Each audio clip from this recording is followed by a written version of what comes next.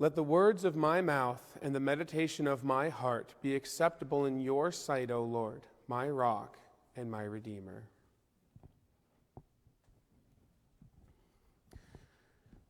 So as I've said, from now until we move our way into Easter, we're going to be looking at the events that took place over the course of Holy Week. And Holy Week is a really powerful part of the Bible because in just 1 week, we see this incredible contrast of Jesus riding into Jerusalem and being received as a king with celebrations and singing in the streets and people lining the road before him. And only 5 days later, that celebration of his triumphal entry is changed into chants of crucify him, crucify him. And it's amazing to see how much changes in just the course of a few days here. And yet this is also a really important part of Jesus' process. Because throughout his entire life, the Lord was going through a process that we call glorification, where he was born as a human being like all of us. He had a heredity from his mother like we all have. But he spent his entire life putting off that human nature and growing closer and closer to uniting it with his divine nature. And he did that by means of overcoming in states of temptation, which is the same way that we grow spiritually. The Lord's entire life and his process of glorification that went all the way up through his death and his resurrection showed us the blueprint of how we can overcome evils in our own lives and how we can turn away from our selfish hereditary nature and become people who love the Lord and love our neighbor above all else. And so here Jesus was at the cusp of completing this mission that he came into the world to do. And he knew when he rode into Jerusalem on Palm Sunday that he was going to die there. He knew that his time in this world was growing short. And so the things that he does over the course of Holy Week are intentional. The things that he teaches and the things that he does are sort of his last chance to teach the human race what they need to know before he finishes his process. And so it's useful to take time and really look at what he does over the course of Holy Week and see the important messages that he holds within it. And so this week we're looking at the very first thing that he did, which was to go to the temple and cleanse it. And this is one of the most famous stories in the Bible. And, this is, when he comes in, this is the first thing he does. And it's interesting because this story shows up in the different Gospels. And in the Gospel of Mark, it specifically says the next day he goes to the temple and he does this. But in the Gospel of Matthew, which is the version that we read this morning, it doesn't specify when it happened. It just says he rode into Jerusalem and then he goes to the temple. So I think the idea is for us to see that this was something that Jesus wanted to do. This was something that he did with a sense of urgency, that he wanted to go straight to the temple and cleanse it and drive out these people who were changing money and making profit off of it and who were selling these animals and making all of this unnecessary profit. And we have this really famous line where we can imagine Jesus overthrowing the tables, and he says, "It is written that my house should be a house of prayer, but you have made it a den of thieves." So what does that mean? What is the Lord's message when he overturns these tables and tells them, this is supposed to be a house of prayer, but you have made it a den of thieves? For that, I want to turn to the teachings of the new church and share a passage from the work Apocalypse Explained, which talks about the meaning of those words. This is from the Apocalypse Explained, number 840. It says, "In the Gospels, Jesus entered into the temple and cast out all them that sold and bought in the temple, and overthrew the tables of the money changers and the seats of them that sold doves. Those that sold and bought here signify those who make gain for themselves out of holy things. The tables of the money changers signifies those who do this from holy truths, and the seats of them who sold doves, those who do it from holy goods.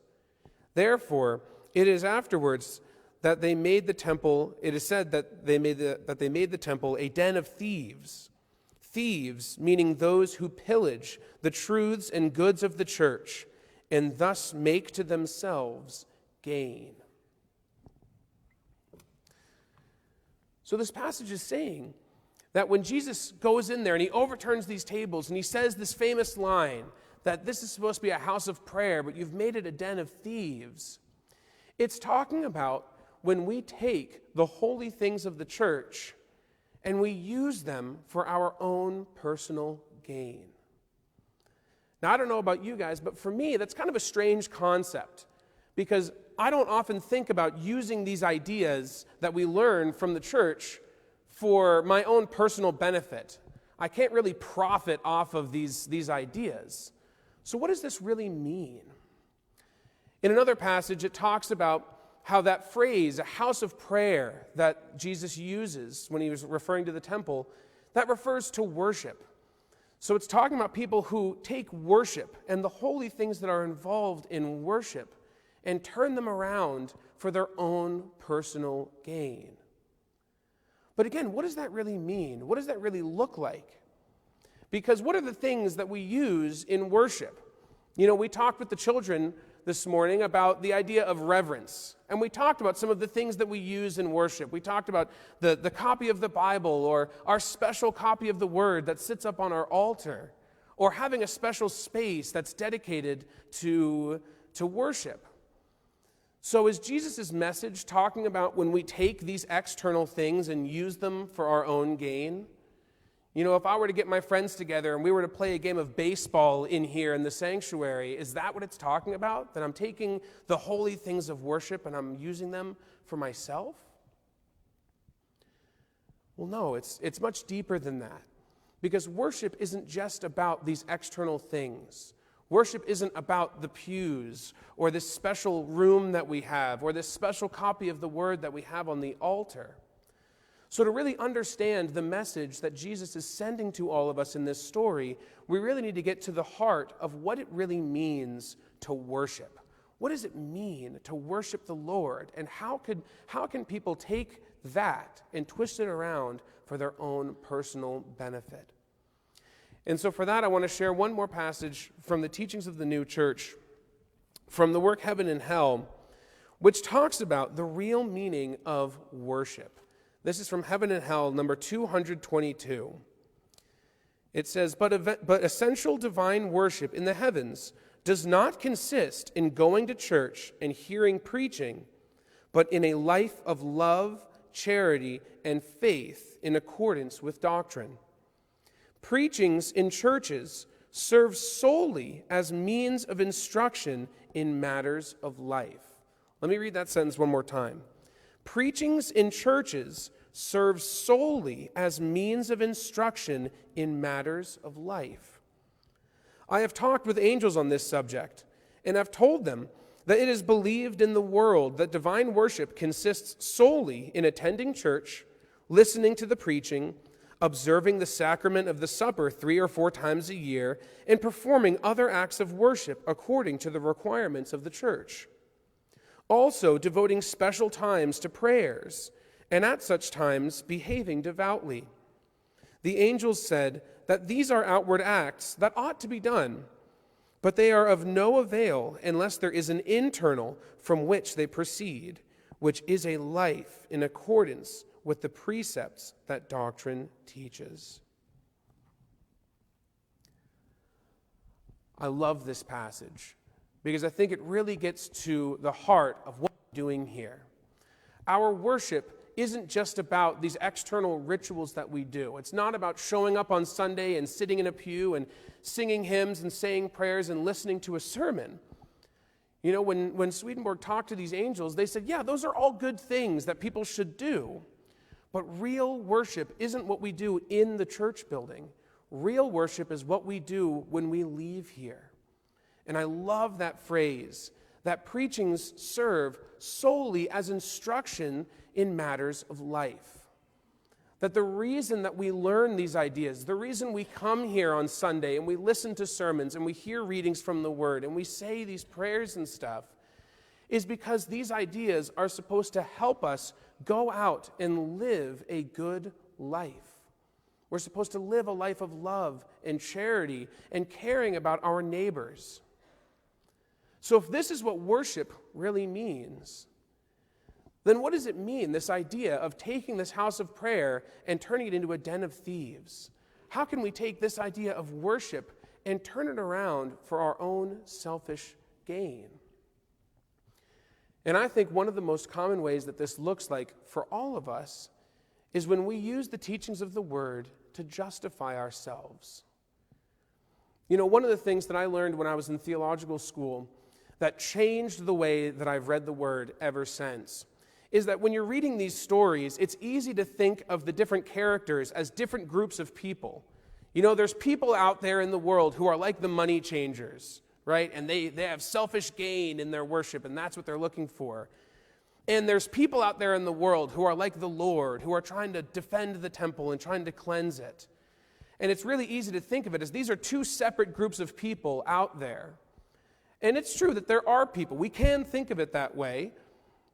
But if we were to come to church and think that way about this story, how many of us would walk out of here thinking, yeah, I'm just like those money changers?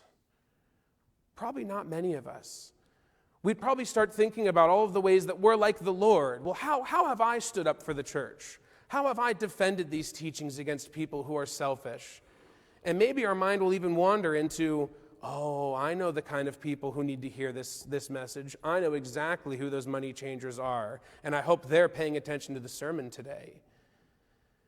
When we do that, and that's an easy thing for our mind to slip into that, we have just taken these teachings that we are given and used them as a way to feel better than other people. But what I was taught in theological school that changed the way that I read these stories forever is to say, no, don't think of it as two separate groups of people out there in the world. But every character in this story, every part of it represents something that's inside all of us. That it's true, every single one of us has a part of ourselves that is like the Lord, that wants to defend the temple, that wants to do what's right, that wants to come at worship for the right reasons. And every single one of us has a part of ourselves that is like these money changers, that likes to benefit off of this stuff, that likes to feel good and feel proud about the spiritual work that we've done and feel justified. And this is about an internal struggle inside each and every one of us that we need to notice when our thoughts move in that direction, when we start feeling justified, when we start feeling proud of ourselves for the faith that we have and for the spiritual work that we've done, and we feel better than other people for that.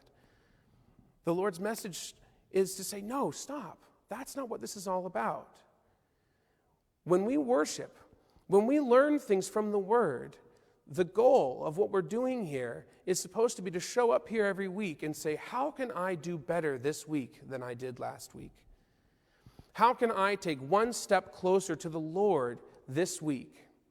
How can I do better? If we walk out of church on Sunday and we feel perfect about ourselves and we say, wow, I'm really doing exactly what the minister just talked about, I feel so good, then we're kind of missing the point. It's not that we're supposed to feel bad about ourselves and come out thinking that we're all miserable sinners, but that we should always remember that we can and should do better, that the Lord's teachings are there to move us forward. And so this is our big takeaway this morning, that this week I would invite all of us to notice if these thoughts creep into our head, these thoughts of justification, these thoughts of feeling proud of how good we are doing in some area of our life. And notice those thoughts. And instead, turn them around and say a prayer to the Lord and say, Lord, how can I serve you better this week? How can I follow you better than I have? It's good to feel gratitude to the Lord for the spiritual progress we've made. It's good to celebrate all of the ways that the Lord's teachings have made our life better. But we should always acknowledge that there's still more to do. There's always more to learn.